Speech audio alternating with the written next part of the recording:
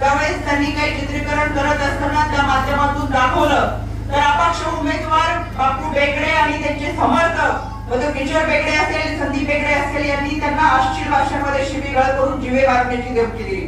हा छत्रपती शिवरायांच्या विचारांचा महाराष्ट्र आहे। इथं अशी धमकी खपून घेणार नाही, कायद्याच्या भाषेमध्ये उत्तर देऊन त्याच्यामुळे लोणावळा शहर पोलीस ठाण्यामध्ये गुन्हा नोंद केलेला आहे आणि कायद्याच्या चौकटीतून कारवाई केली जाईल।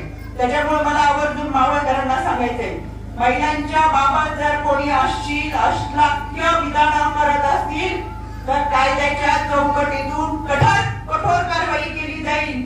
कोणाची हैगाई करणार नाही। खबरदार जर महिलांना कोणी बोलत असेल तर महिलांच्या बाबत कोणीही बोललेलं खपून घेतलं जाणार। हा छत्रपती शिवरायांच्या विचारांचा महाराष्ट्र, हा साधू संतांच्या विचारांचा महाराष्ट्र।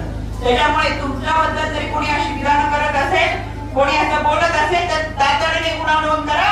ऑनलाईन पद्धतीने भारतीय न्याय संहिता कायद्यानुसार 1 जुलैपासून या कायद्यामध्ये तरतूद करण्यात आली, त्याच्यामध्ये ऑनलाईन पद्धतीने सुद्धा तुम्ही गुन्हा नोंद करू शकता। तुम्हाला पोलीस स्टेशनला जायची गरज नाही। 155-209 हा माझ्या आयोगाचा नंबर आहे, याच्यावरती तुम्ही गुन्हा नोंद करू शकता। त्याच्यामुळे या निमित्तानं माझी तुम्हाला विनंती आहे की अशा पद्धतीने कोणी अश्लील विधान करत असेल तर त्यांच्यावर कारवाई केली जाईल।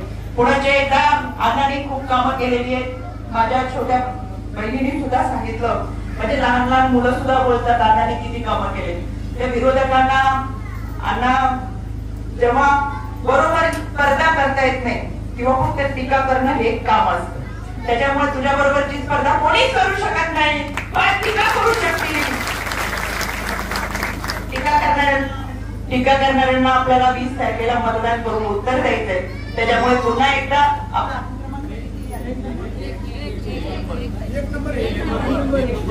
आपल्याला 20 तारखेला 1 क्रमांकाचं बटन सुनील अण्णा शेळके चिन्ह घड्याळासमोरचं बटन दाबून अण्णाला प्रचंड मताने विजय करायचंय। नंबर 1 माणूस 1 क्रमांकाचा आणि मताधिक्य सुद्धा 1 क्रमांकाने झालं पाहिजे। 2 नंबरचा विषयच नाही आपला। त्याच्यामुळे सगळं खणखणीतपणे आपली जबाबदारी आहे। मोठ्या प्रमाणात आपल्याला मतदान करायचंय। आपल्या सगळ्यांचं मतदान सकाळी लवकर करून आपल्या बरोबर आपल्या इतरांचं मतदान आपल्याला करून घ्यायचंय आणि 23 तारखेला गुलाल उधळण्यासाठी पुन्हा एकदा आपण सगळेजण भेटूयात। आज या विठू रुक्माईच्या सभा मंडपामध्ये प्रकाशाने मला आठवण होती, देहू आळंदीची वारी दरवर्षी पंढरीला जाते।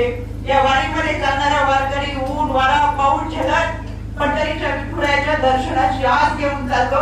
अण्णा तुझी सुद्धा 5 वर्षाची अशीच तू या जनसेवेची वारी केली आणि खऱ्या अर्थानं 20 तारखेला जसा पंढरीचा वारकरी हा सभा मंडपात गेल्यावर विठुरायाचं दर्शन घेऊन त्याला एक आत्मिक समाधान मिळतं, त्याच पद्धतीचे एक समाधान हे सगळे वारकरी जनसेवेचे आहे ते तुझ्या बरोबर आहे। 20 तारखेला तुला मतदान करून तुझ्या बरोबर उभे राहतील ही मला मनापासून खात्री वाटते। पुण्याच्या आपल्या सगळ्यांचे देश विदेशातील प्रत्येक घडामोडींचे लाईव्ह अपडेट मिळवण्यासाठी आता साम टीव्हीच्या सर्व सोशल मीडिया प्लॅटफॉर्मला लाईक, फॉलो आणि सबस्क्राईब करा। तसंच सर्व नोटिफिकेशनसाठी बेल आयकॉन प्रेस करायला विसरू नका।